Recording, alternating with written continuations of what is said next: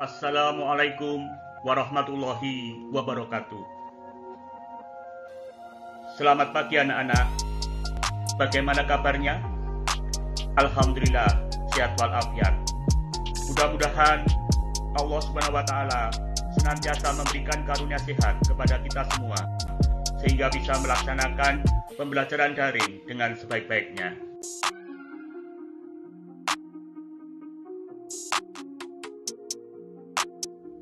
Anak-anak, pada pagi hari ini kita akan membahas teks pidato persuasif yang merupakan materi pembelajaran kelas 9 semester ganjil. Kompetensi dasar 3.4 menelaah struktur dan ciri kebahasaan pidato persuasif tentang permasalahan aktual yang didengar dan dibaca. Tujuan pembelajaran: setelah mengikuti rangkaian pembelajaran, peserta didik diharapkan dapat: yang pertama, menelaah struktur pidato persuasif tentang permasalahan aktual yang didengar dan dibaca. Yang kedua, menelaah ciri kebahasaan pidato persuasif tentang permasalahan aktual yang didengar.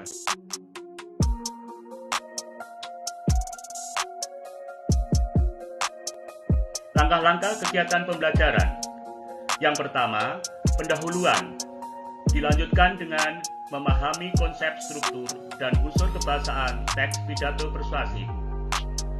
Langkah yang ketiga, mengamati model menelaah struktur dan unsur kebahasaan teks pidato persuasif. Dilanjutkan dengan mengunduh teks pidato persuasif. Langkah berikutnya, menelaah struktur dan unsur kebahasaan teks pidato persuasif. Dan langkah yang terakhir, langkah yang keenam, mengerjakan tugas-tugas melalui Google Formulir. Pendahuluan. Setiap teks memiliki dua komponen, yakni struktur dan unsur kebahasaan. Struktur adalah bagian-bagian yang secara langsung membangun keberadaan teks tersebut. Sedangkan unsur kebahasaan adalah kecenderungan unsur bahasa yang dipakai dalam teks tersebut yang membedakan dengan kecenderungan penggunaan unsur bahasa jenis yang lain.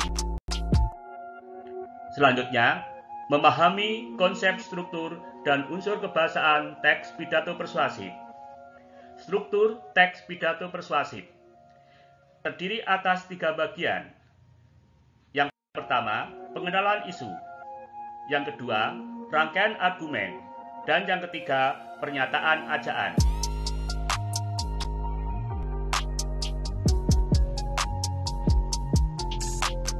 Struktur teks pidato persuasif dapat diuraikan sebagai berikut.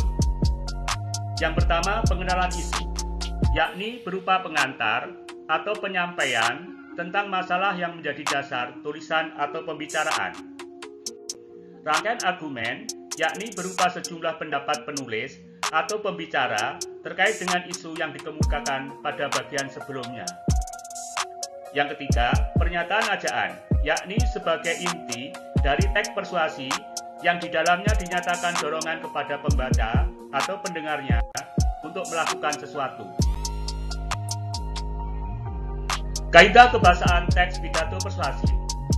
Yang pertama, menggunakan pernyataan langsung atau kata-kata sapaan orang kedua seperti hadirin, bapak atau ibu, saudara-saudara, teman-teman, dan sebagainya.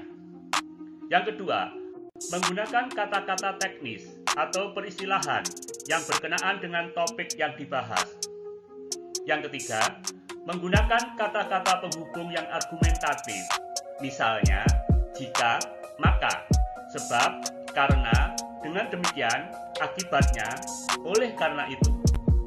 Dan yang keempat, menggunakan kata-kata kerja mental seperti diharapkan, memprihatinkan, memperkirakan, mengagumkan, menduga, berpendapat, berasumsi, menyimpulkan.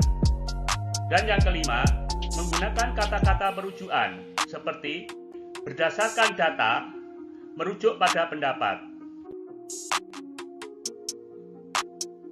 Langkah berikutnya, mengamati model menelaah struktur dan unsur kebahasaan teks pidato persuasif Pada kegiatan ini, ada beberapa langkah yang perlu dilakukan. Yang pertama, mengidentifikasi bagian-bagian teks pidato persuasif. Yang kedua, menelaah struktur teks pidato persuasif. Yang ketiga, menelaah penerapan kecenderungan unsur kebahasaan masing-masing bagian teks pidato persuasif. Dan yang keempat, menggabungkan hasil telaah masing-masing bagian teks menjadi satu bentuk hasil telaah teks pidato persuasif, baik struktur maupun unsur kebahasaannya.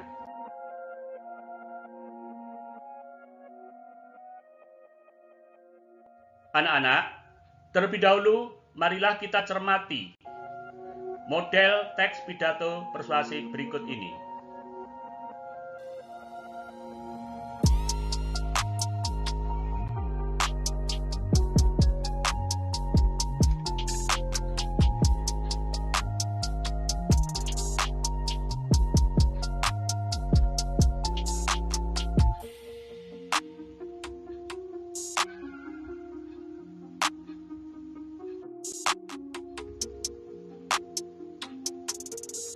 Model teks pidato persuasif yang telah disajikan terdiri atas 6 paragraf.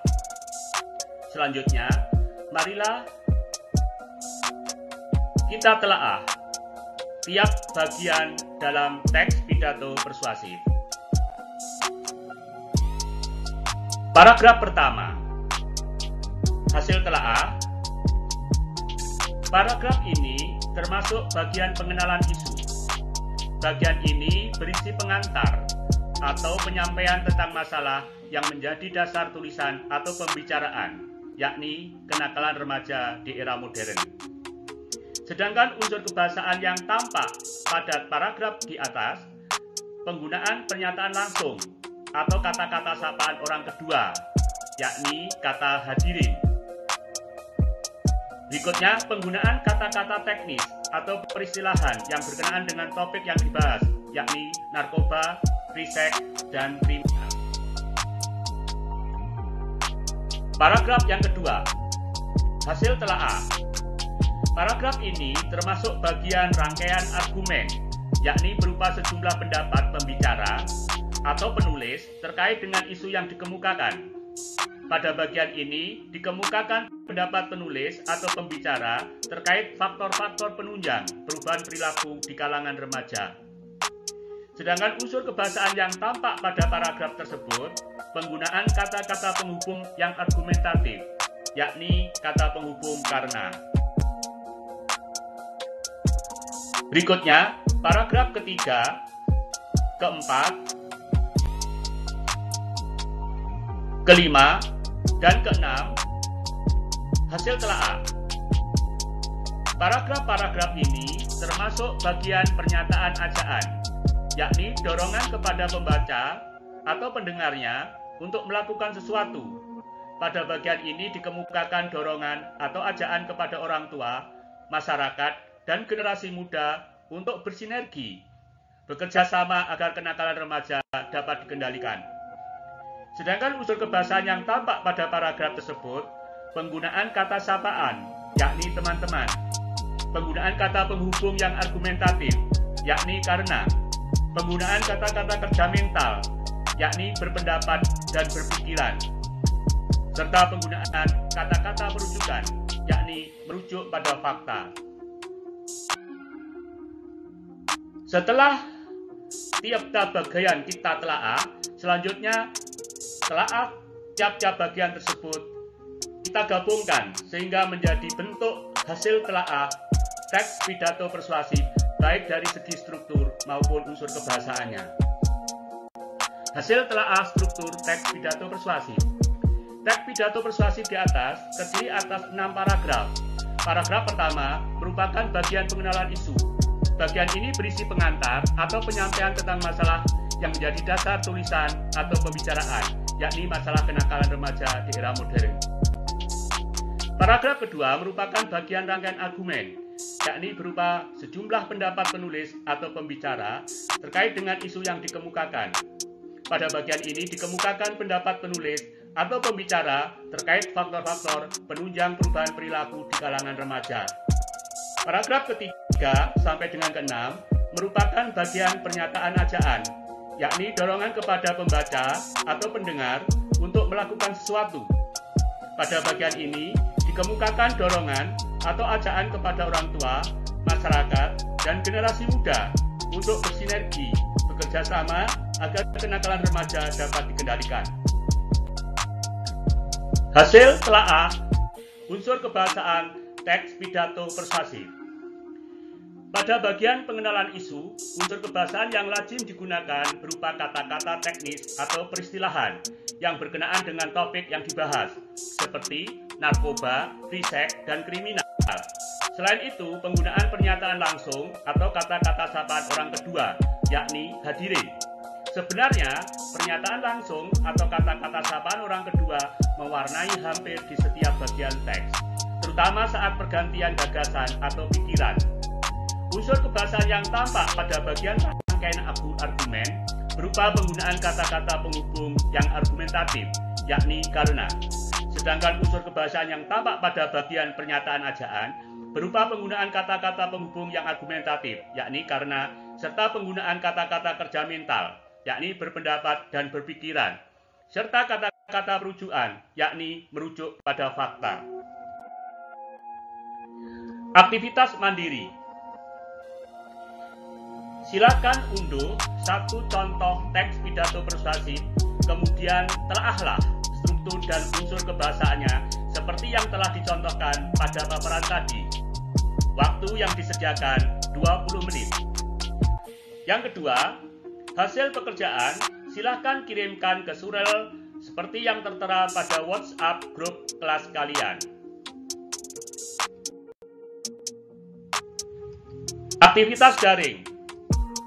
Silakan bergabung ke Google Formulir dengan link yang sudah ditentukan. Untuk evaluasi hasil belajar kalian, silakan mengerjakan soal-soal atau tugas-tugas yang ada dalam Google Formulir tersebut. Waktu yang disediakan 40 menit.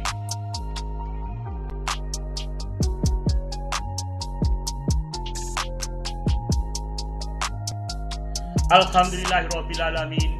Terima kasih dengan tulus. Anak-anak, pembelajaran daring pada pagi hari ini telah usai. Mudah-mudahan kita berjumpa lagi pada pertemuan berikutnya. Assalamualaikum warahmatullahi wabarakatuh.